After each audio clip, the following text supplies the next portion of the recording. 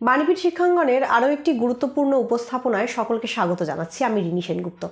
আজকের উপস্থাপনাটা মূলত সাজেশন কেন্দ্রিক। তোমরা যারা কলকাতা বিশ্ববিদ্যালয়ে 5th সেমিস্টারে পড়ছো, তোমাদের বাংলা অনার্সের পরীক্ষা একদম এসেই গেছে। তো তোমাদের ডিএসই বলে একটা আলাদা পেপার থাকে, যে পেপারটা চয়েস করতে হয়, এবং এই ডিএসই পেপার যেটা 5th এবং 6th এই দুটো সেমিস্টারে থাকে, এই পেপারটা নিয়ে তোমরা অনেক ছেলেমেয়েরাই অনেক সময় অনেক সমস্যায় পড়ো। তার কারণ হচ্ছে এই ডিএসই পেপারে চয়েসের ব্যাপার থাকে, এবং অনেক সময় দেখা যায় অনেক টিচারই এই ডিএসই পেপারের যে দুটো চয়েস থাকে সেই দুটো চয়েসই পড়ান না, বা অনেক সময় এই পেপারগুলো যথাযথভাবে তোমরা পরীক্ষার আগে শেষ করে উঠতে পারো না। তো সেই সমস্যার সমাধানের জন্য বাণীপীঠ শিক্ষাঙ্গন সবসময় তোমাদের পাশে আছে, এবং আজকে আমি এই ডিএসই B1 পেপারটার সাজেশন তোমাদের সঙ্গে শেয়ার করব, এবং তার সঙ্গে সঙ্গে এই পেপারটা বিষয়ক কিছু টিপস দেবো। তো ডিএসই B1 যে পেপারটা রয়েছে সেই পেপারটা মূলত শিশু সাহিত্য কেন্দ্রিক, অর্থাৎ এই পেপারটাতে রয়েছে রূপকথার কাহিনী, অ্যাডভেঞ্চার কিছু গল্প এবং শিশু পাঠ্য কিছু কবিতা। তবে এই যে গল্প এবং কবিতাগুলো রয়েছে, এগুলো কি নিছক বাচ্চাদের মন ভোলানো গল্প কবিতা, নাকি এর ভেতরে রয়েছে কোনো অন্য ধরনের তাৎপর্য, সেইটা বোঝা বা পড়াটাই কিন্তু এই পেপারটার সার্থকতা বা কাজ। তো তোমরা যারা প্রথম থেকে বুঝে মনোযোগ দিয়ে পেপারটা পড়েছো তাদের তো কোনো অসুবিধাই হবে না, কিন্তু যারা অতটা গুরুত্বপূর্ণভাবে মনোযোগ দিয়ে পড়োনি তারা হয়তো পরীক্ষার সময় শেষের দিকে এসে একটুখানি অসুবিধায় পড়ছো। তো আমি মূলত সকলের জন্যই সাজেশনটা শেয়ার করছি, কিন্তু যারা একটু অসুবিধায় এখন পড়ছো তাদেরকে বলবো 6th সেমিস্টার থেকে কিন্তু এই ডিএসসি পেপারগুলোকে নিয়ে আর ছেলে খেলা করো না। প্রথম থেকে এমন জায়গাতেই পড়ার জন্য ভর্তি হও যেখানে সমস্ত পেপারই তোমাদেরকে ভালোভাবে পড়ানো হবে, এবং যদি মনে হয় যে বাণীপীঠ শিক্ষাঙ্গনের থেকে তোমরা সেই সাহায্যটা ভালোভাবে পেতে পারো, তাহলে নিচে দেওয়া কন্ট্যাক্ট নাম্বারে অবশ্যই যোগাযোগ করো 5th সেমিস্টারের এক্সামিনেশন হয়ে যাওয়ার পরে সঙ্গেই।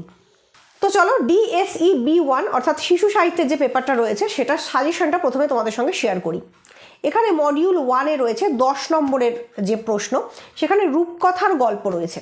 তো রূপকথার গল্পে আমি যে 10 নম্বরের প্রশ্নের জন্য প্রশ্নগুলো নির্বাচন করেছি, সেখানে 1 নম্বরই রয়েছে রূপকথার কাহিনী হিসেবে ঠাকুমার ঝুলির সার্থকতা। তো ঠাকুমার ঝুলি বেসিক্যালি একটা গ্রন্থ, এটা কিন্তু কোনো একটা নির্দিষ্ট গল্প নয়। এই ঠাকুমার ঝুলি গ্রন্থটার ভেতরে অনেকগুলো গল্প আছে, যার মধ্যে তোমাদের পাঠ্য রয়েছে কয়েকটি গল্প। তো তার মধ্যে আমি যে গল্পগুলো এবছরের জন্য ইম্পর্টেন্ট বলে মনে করছি সেগুলো হলো সুখু আর দুখু এবং কিরণমালা। তো তোমরা এই সুখু আর দুখু গল্পটি রূপকথা হিসেবে কতখানি সার্থক হয়েছে এই প্রশ্নটা আলাদাভাবে 10 নম্বরের জন্য করবে, এবং কিরণমালা গল্পটাও রূপকথার গল্প হিসেবে কতখানি সার্থক হয়েছে এটাও 10 নম্বরের প্রশ্ন হিসেবে আলাদাভাবে তৈরি করে রাখবে। তার সঙ্গে অবশ্যই এই যে দুটো গল্প, তার যে প্রধান চরিত্র, সেই প্রধান চরিত্রটার যে ক্যারেক্টারগত বৈশিষ্ট্য বা চরিত্রগত বৈশিষ্ট্য, সেটাকেও 10 নম্বরের উত্তর লেখার মতন করে তৈরি করে রাখবে। অর্থাৎ কিরণমালার যে কাহিনীটা রয়েছে সেখানে কিরণমালা চরিত্রটার সাহসিকতা, তার যে চারিত্রিক দৃঢ়তা বৈশিষ্ট্য, সে কিভাবে করে তার জীবনের যে জীবন যুদ্ধ সেখানে জয়লাভ করলো, এই বিষয়গুলোকে গুরুত্বপূর্ণভাবে করে রাখবে 10 নম্বরের জন্য। 5 নম্বরের প্রশ্নের জন্য এই যে গল্পগুলো বা কাহিনীগুলো রয়েছে সেই কাহিনীর ভেতরকার সমস্ত ছোট ছোট খুঁটিনাটি ঘটনা তোমাদেরকে মনে রাখতে হবে। যেমন আমি 2-1টা উদাহরণ দিচ্ছি।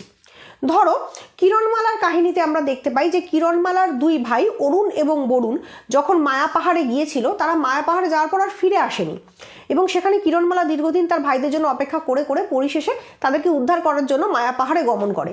এই যে কাহিনীটা রয়েছে সেখান থেকে ছোট প্রশ্ন আসতেই পারে যে কিরণমালা কিভাবে বুঝতে পেরেছিল যে তার 2 ভাই আর বেঁচে নেই। তো সেখানে যে সূত্রগুলো দেওয়া রয়েছে সেখান থেকে তোমাদের গুছিয়ে লিখতে হবে যে কিরণমালা কিভাবে সেটা বুঝতে পেরেছিল। অথবা এরকম প্রশ্ন আসতেই পারে যে অরুণ বরুণ এবং কিরণমালা কিভাবে ষড়যন্ত্রের শিকার হয়েছিল ছেলেবেলায়, বা তার পিতামাতার যে রাজ্যচ্যুত হয়েছিল তারা, সেটা কিভাবে হয়েছিল। তো এরকম নানান রকম ছোট ছোট প্রশ্ন ঘটনার ভেতর থেকে বা কাহিনীর ভেতর থেকে আসতে পারে। সুখু আর দুখু যে গল্পটা রয়েছে সেখান থেকেও এরকম প্রশ্ন পড়তে পারে যে সুখুর চরিত্রটা কেমন বা দুখুর চরিত্রটা কেমন। তো এই ধরনের ছোট ছোট যে অংশ সেটা তুলে কিন্তু ছোট প্রশ্ন আসতে পারে। তো 5 নম্বরের প্রশ্নের জন্য প্রত্যেকটি ঘটনা বা কাহিনী ভালো করে পড়তে হবে। নেক্সট যেটা আছে মডিউল 2, সেখান থেকে বেশ কয়েকটি কবিতা আমি তোমাদেরকে বলবো, তোমরা খাতা পেন নিয়ে কবিতাগুলো লিখে নাও যে এই কবিতাগুলো এবছরের জন্য গুরুত্বপূর্ণ। যেমন আবোল তাবোল, খিচুড়ি, সৎপাত্র, নারদ নারদ, গন্ধবিচার।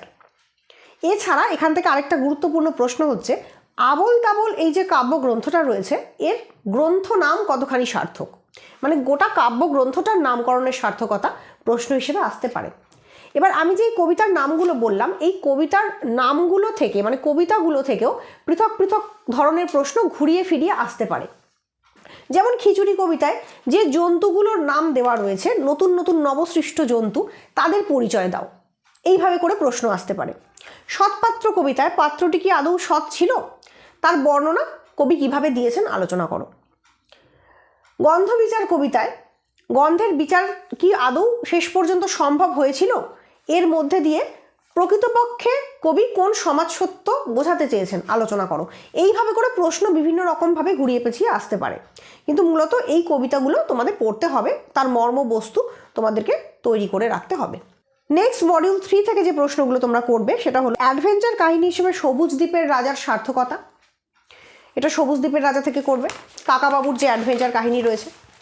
পরবর্তী প্রশ্ন যেটা করবে সবুজ দ্বীপের রাজা যে গল্পটা রয়েছে সেখান থেকে রাজা চরিত্র।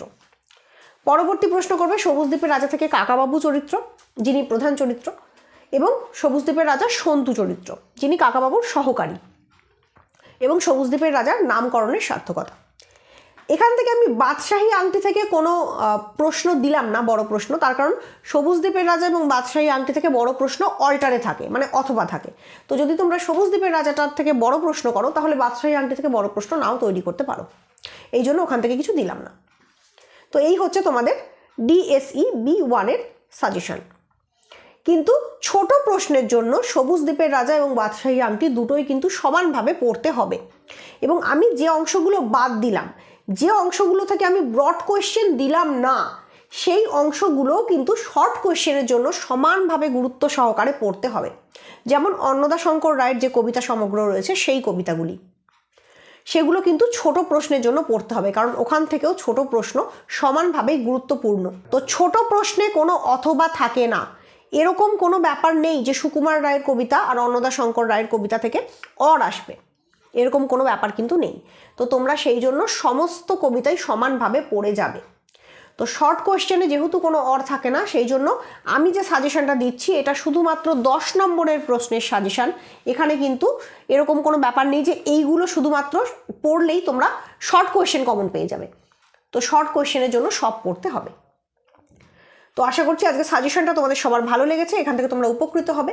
এবং তোমরা যারা 6th সেমিস্টারে আমাদের সঙ্গে পড়তে চাও বা যুক্ত হতে চাও তারা নিচে দেওয়া নাম্বারে কন্ট্যাক্ট করতে পারো, কারণ আমি কিন্তু DSE পেপার দুটোই সমানভাবে গুরুত্ব দিয়ে পড়াই এবং নোটসপত্র সরবরাহ করি। তো যারা পরীক্ষার আগে DSE পেপার নিয়ে সমস্যায় পড়েছো তারা আমাদের সঙ্গে অবশ্যই যোগাযোগ করতে পারো পরবর্তী সেমিস্টারে পড়ার জন্য। ধন্যবাদ।